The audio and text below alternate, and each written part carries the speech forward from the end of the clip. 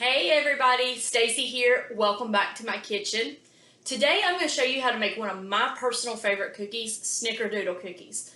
So many people love oatmeal raisin, chocolate chip, macadamia nut, and that's great. I'm not knocking a good chocolate chip cookie, but for me, Snickerdoodle has always been one of my personal favorites. So what we're going to do today, to get started, let me show you what ingredients we're going to need. I made some fresh this morning because I wanted to go on and show you guys.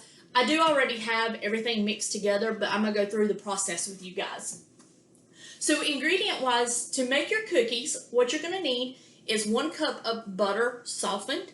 If it's not softened, I just threw mine in the microwave for about 40 seconds. It kind of melted a little bit.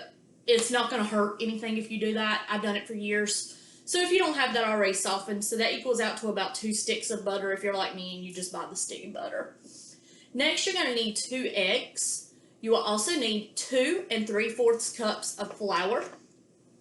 You will need a 1/2 teaspoon of salt. You will also need 2 teaspoons of cream of tartar. I will say this, for me, when I went grocery shopping to get some of the ingredients I didn't have, this was very hard for me to locate right now. So what's so great about this recipe is cream of tartar is optional.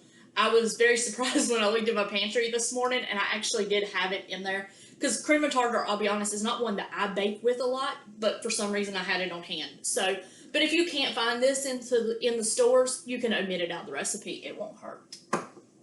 Next, you're going to need 1.5 cups of sugar. And don't put your sugar away because you will need that again.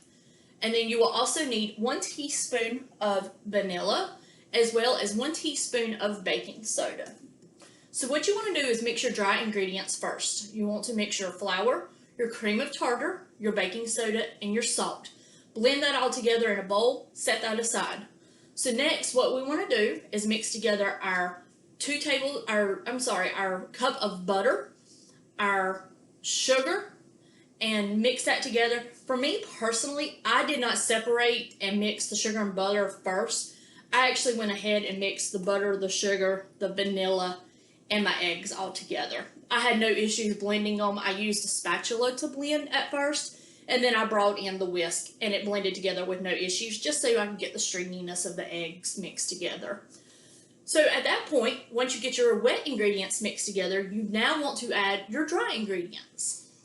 For me, I dumped my wet ingredients into the dry. I just think it worked a little bit better for me. You can do it however. You can put the dry into the wet bowl or the wet bowl into the dry, whatever works for you. I also recommend, and I did learn, I have tried this when I first made the recipe. They are a little sticky because it's fresh, you haven't hardened it up. If time allows, my recommendation would be, once you mix your wet and dry ingredients together, I would put them in the refrigerator for about 20 to 30 minutes. Let your batter harden up a little bit. And then that way it'll make it easier to form it into the balls and roll into the mixture. And it's not as sticky, and you can actually get more of it out of the bowl and be able to mix it.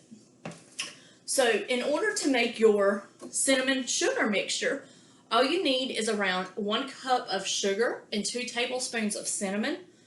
I think I did a little bit more because as you can see, I have a very large bowl of batter, and so I made this a little bit more. If you make a little bit more of this, that's fine. You can always take it and sprinkle it onto the pan once you get all the cookies on there. So at this point, what you want to do is you want to mix it into 1-inch balls, or whatever size, for me, I've always learned the smaller, the better. You don't want to mix them too large. So you just want to shape it in to about a donut hole size ball that you would get. And then I use a spoon just because I think it helps blend and mix it a little bit easier. So you just want to roll it around there in a little bit. Me personally, I like the extra cinnamon, so I blend it a little bit better. So I just blend that pretty good. And then you'll just place it on your pan. I place mine about 1 inch to 1.5 inches apart on the pan. Then you will turn around and you will bake it for around 8 to 10 minutes. Just keep an eye on it. I put it in there for 10 and they came out perfect. So once you finish baking, you will have, I'm hoping they're not going to slide off, a beautiful Snickerdoodle cookie that you can eat with some milk, some hot chocolate, and just be able to enjoy. These will make great. You can give these as teacher gifts. You could also make them for, family gatherings, a Thanksgiving dinner. I know for my husband's side of the family, desserts are our thing. We love them. So this is something good that I will likely be taking to Christmas and Thanksgiving this year if we get together. It's quick and simple recipe. Takes no time to bake it up. I'm actually getting ready to throw another batch in the oven. But I hope you guys enjoyed this. If you haven't received the recipe yet, please give us a call or email us so that we can send that over to you. And we hope you enjoy it. Send us your pictures after you bake them. We'd love for you to upload them onto our Facebook page in the comments section. So we hope you enjoyed this, and happy baking. We'll see you guys soon.